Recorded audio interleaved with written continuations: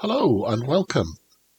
This is the start of a brand new series, which I've entitled Birth of a Synth, because what I've decided to do is to make an analog polysynth from scratch, and I thought it'd be fun to document the whole process if there's any other people out there who might be interested in it. So that's what we're going to do. I was just having a bit of a scan on the Anderton's website. So if you're not from the UK, Anderton's is a fairly well-known online retailer, and I was looking at some of the Dave Smith and Profit polysynths here. They're obviously very famous.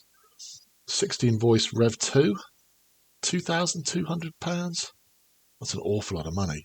So I reckon we can make one for significantly cheaper than that.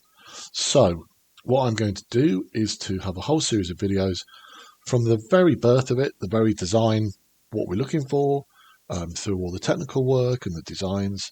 And then hopefully at the very end of it, we will have a lovely, lovely, bright, shiny, new polysynth on my desk. That would be absolutely fantastic.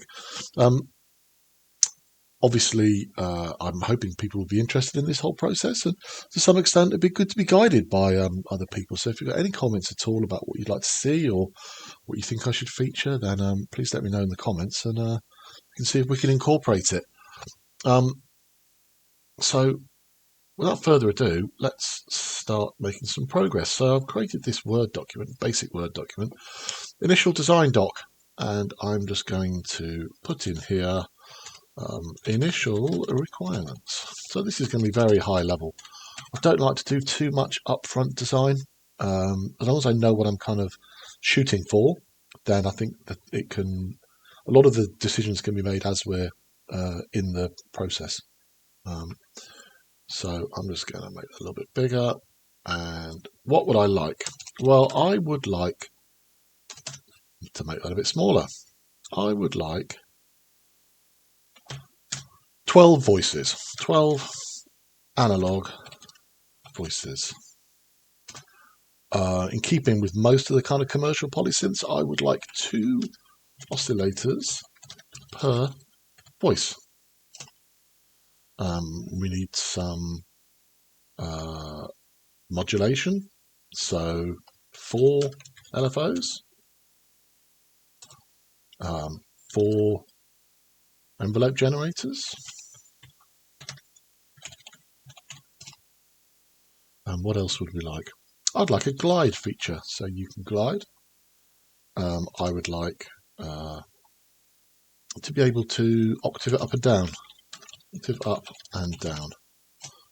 I would like, if possible, some effects. I'll put if possible. We can come to that a bit later on. What else would we like to see in our polysynth? Presets, of course.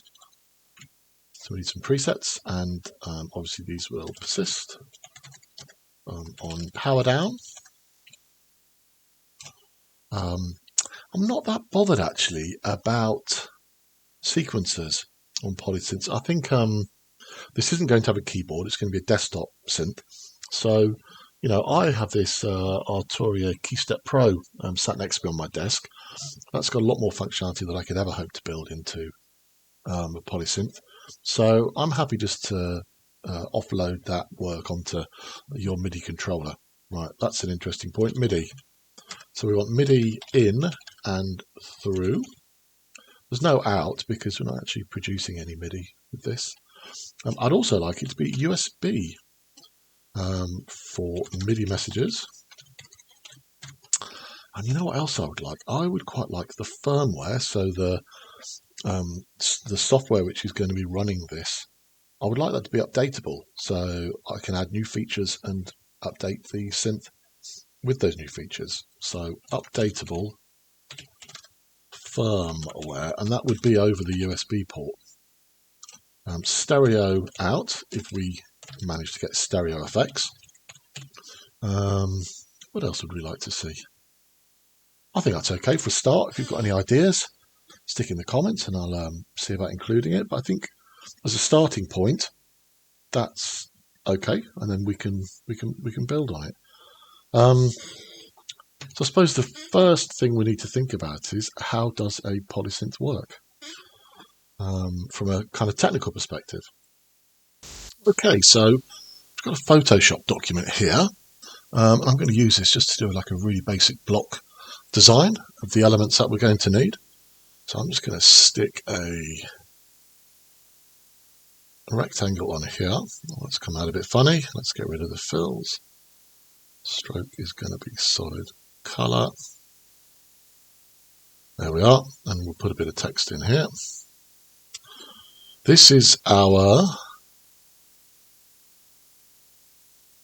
interface. So, interface. Do we like it in pink? Yeah, why not? It's a very 80s vibe, isn't it?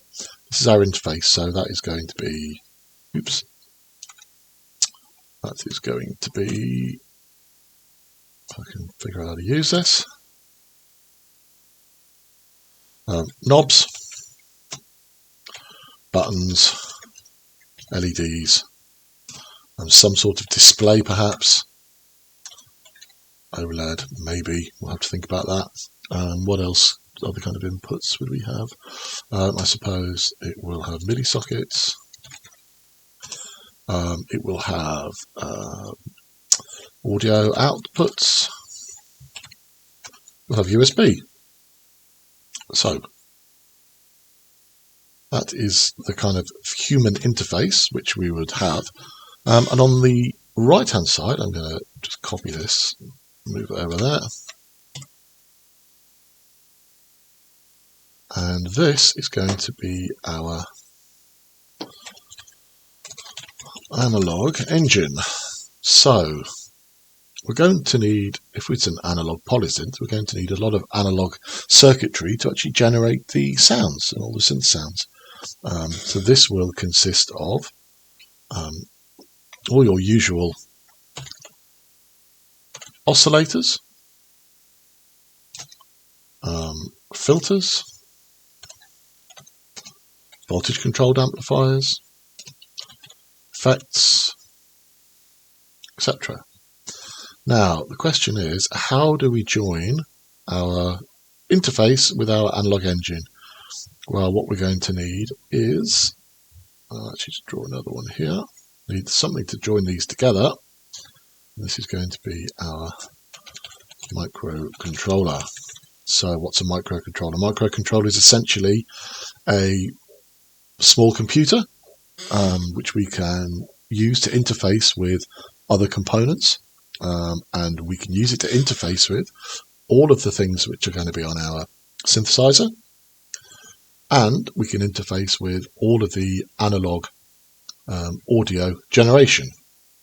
So let's stick a line here.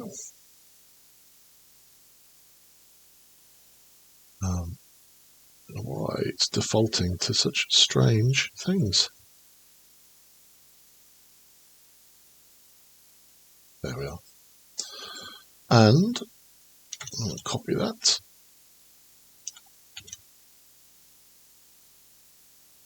We'll move this over here.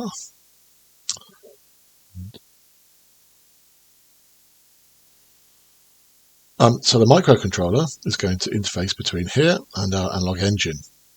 Why can't we just connect these knobs and things directly to the analog engine? Well, we can't do that because we want to have things like presets. So for presets, the sounds that we're getting from our analog engine may not necessarily look like the position of the knobs and the buttons, etc. on our interface, because they're not going to move when we change preset selection.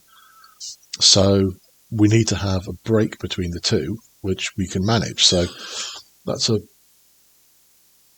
interesting point. We will put in here presets. This is where presets are managed. This is where MIDI will be managed. This is where USB will be managed. So what we're going to have to do is design a system which has a series of inputs, which has a microcontroller sat in the middle which understands the settings of all these interface elements and can then control the audio being generated by our analog engine. So that's the basics of how, from a block diagram perspective, of how our polysynth is going to work. So I suppose the next thing we need to do is start having a look at a basic approach for how we're going to do this, what tools we're going to use, potentially which microcontroller families would we be looking at, and what our analog engine might consist of. So we can start looking at that in the next video. So thank you very much for watching. If you found it interesting, then please stick a comment below and let me know. And I'll see you next time.